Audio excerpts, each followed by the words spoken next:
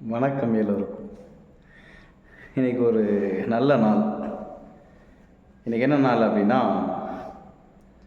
புத்தக பிரியர் தினம் அப்படின்னு சொல்லியிருக்காங்க. அதில் கொஞ்சம் நானும் ஒரு உரிமையோடு சொல்லிக்கலாம். எனக்கும் அதிகமான புத்தகங்களை நேசிக்கின்ற பழக்கம் உண்டு. அதனால் இந்த பதிவு எனக்கும் ஒரு மகிழ்ச்சியாக இருக்குது. அதீத புத்தகங்களை சுமக்க வேண்டும், மனதிற்குள் எண்ணங்களில் அறிவை சுமக்க வேண்டும்.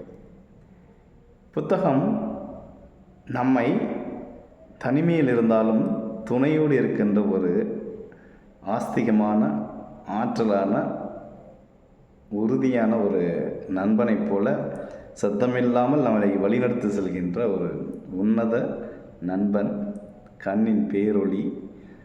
அந்த புத்தகத்தில் நமக்கு அறியப்படாத பல தகவல்களை தெரிந்து கொள்வதற்கும், நம்மை மென்மேலும் அறிவுபூர்வமான சிந்தனைகளை ஊற்றக்கூடிய ஊன்றுகோலாகவும் ஊற்று நீராகவும் இருக்கின்ற அந்த புத்தகங்களை வாசிப்பதற்கு எவ்வளோ அழகான அமைதியான தருணங்களை கிடைக்கும் பொழுதெல்லாம் புத்தகங்களை அளவு கடந்து நேசிக்க நான் கொண்டிருக்கிறேன்.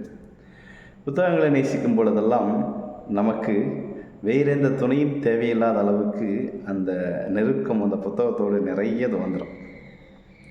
இன்னும் சொல்லப்போனால், புத்தகங்களை படிக்கும் பொழுது அதை சுவையை உணரும் பொழுது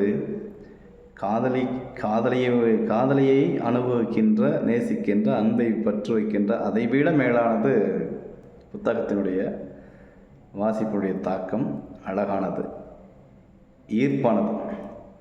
பாரதியும் ஒரு இடத்துல சொல்லியிருப்பார், ஒரு அழகுமிக்க தேவதையாகிய ஒரு கன்னியை ஒரு பக்கம் வைத்தாலும், இந்த பக்கம் ஒரு தமிழ் மொழி நூல்களை வைத்தாலும் எது உங்களுக்கு தேவை அப்படின்னு கேட்கும்போது, எனக்கு அறிவுபூர்வமான அந்த தமிழ் நூல்கள் தான், தமிழ் மொழி தான் எனக்கு தேவை அப்படின்னு சொல்லியிருக்கிறார். அதை ஏன் அப்படி சொல்கிறாருன்னா, தமிழ் நூலில் இயற்றப்பட்ட ஒவ்வொரு நூலில் உள்ள அறக்கருத்துகளும் நம்மளுடைய சிந்தனை தூண்டுகின்ற நல்ல விதமான கருத்துக்களையும் எழுதி சத்தமில்லாமல் நம்மை யுத்தம் செய்ய வைக்கின்ற மாபெரும் பொக்கிஷம் தான் இந்த புத்தகம்.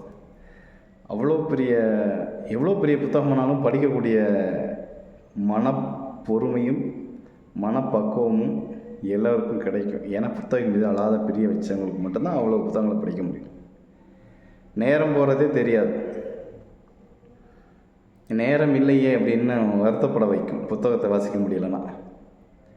நிறைய நேரம் நான் மனசுக்குள்ளே ஒரு போட்டு யோசிச்சது உண்டு.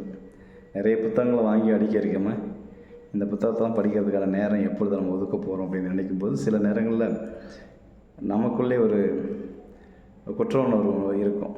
அதனால் எங்கெங்கும் நோக்கினாலும் புத்தகம் இறந்துடணும், அந்த இடத்துல நிற்கும்போது சில வரிகளை படிக்கணும் அப்படின்ற விஷயத்தில் நான் கொஞ்சம் உறுதியாகவே இருப்பேன். நிறைய விஷயங்களில் தேடி போகும்போது புத்தகமும் நான் தேடி போகிற ஒரு விஷயமாக இருக்கும். அறிவு சார்ந்த விஷயங்கள் தேடுவதில் எந்த ஒரு தவறும் இல்லை. அதுபோல் புத்தகங்களை அன்றாடம் படிக்கின்ற பழக்கத்தை நம்ம ஏற்படுத்திக்கிட்டோம்னா நமக்கு நிறைந்த அறிவும் நேரிய சிந்தனையும் யாருக்கும் வளைந்து கொடுக்காத மனப்பக்குவமும் நிரம்பி நமக்கு கிடைக்கும்.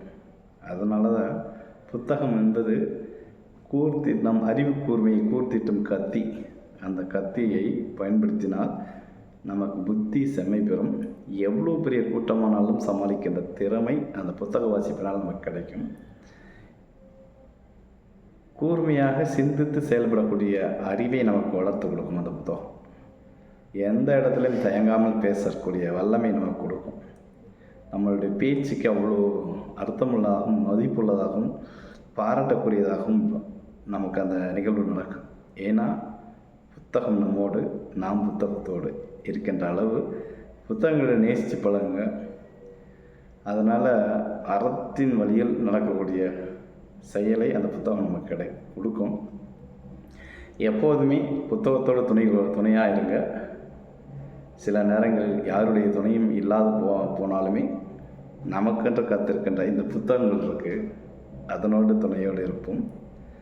வாழ்க்கையில் எல்லா விதமான எதிர்வினையையும் இந்த புத்தகத்தினால் நம்மளை வந்து சரிகட்ட முடியுங்கிறது தான் ஆணித்தரமான உண்மை. அதனால் இந்த புத்தக பிரியர் தினத்தில் புத்தக வாசிப்பையும் நிறைய கருத்துக்களை புத்தகத்தின் மூலமாகவும் அந்த புத்தகத்தை படித்த எழுதிய அந்த ஆசிரியர் மூலமாகவும் நமக்கு கிடைக்கின்ற அந்த பொக்கிஷமான புத்தகங்களை பேணி பாதுகாப்போம். புத்தக வாசிப்பாளர்களை தேடி கண்டுபிடிப்போம். நம்மிடமில்லாத கருத்தை அவரிடமிருந்து பெறுவோம். அவருக்கு தெரியாத கருத்தை நமக்கு எதுன்னு தெரிஞ்சுன்னா நாம் அவருக்கு கொடுப்போம். இதில் தான் இந்த உலகத்தில் தான் சந்தோஷமே இருக்கிறது. வேறு எந்த ஒரு பெரிய ஒரு பூதகரமான விஷயங்கள்லாம் செய்ய வேண்டிய அவசியமே இல்லை. புத்தகங்களை வாசியுங்கள். சிறந்த ஆண்மகனுக்குரிய அழகாக மிளிரும் உங்களுடைய எண்ணங்களும் உங்களுடைய ஆன்மீக தன்மையும் ஆளுமையும் சிறப்பாகவே இருப்பதற்கு காரணம் நாம் வாசிக்கின்ற புத்தகங்களும் அறிவும், அந்த அறிவை பெற்றுக்கின்ற சான்றோர்களும் நமக்கு உறுதுணையாக இருப்பார். புத்தக பிரியர்களே, வாங்க நம்ம எல்லோரும் ஒன்று சேர்ந்து வாழ்க்கையை சந்தோஷமாக வாழ்வதற்கு புத்தகத்தை நாடி செல்வோம். நன்றி, நல்லது, மகிழ்ச்சி. பிடிச்சதுன்னா லைக் பண்ணுங்கள், ஷேர் பண்ணுங்கள், கமெண்ட் பண்ணுங்கள். மறக்காமல் நம்முடைய கரிகாலிக்க சேனலை சப்ஸ்கிரைப் பண்ணுங்கள். நன்றி, நல்லது, மகிழ்ச்சி, வாழ்த்துக்கள்.